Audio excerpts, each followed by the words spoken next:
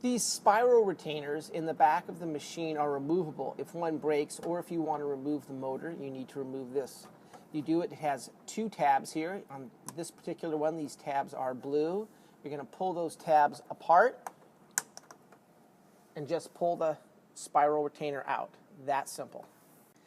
If you want to put a spiral retainer in, you should just look and match it up with the other ones in the machine. If you have a machine without any of these in it for some reason, you see you want it to have this part where the spiral goes into, where that tab on the spiral goes. You want to have that facing the back of the machine, so that'll go in and the spiral will come behind that.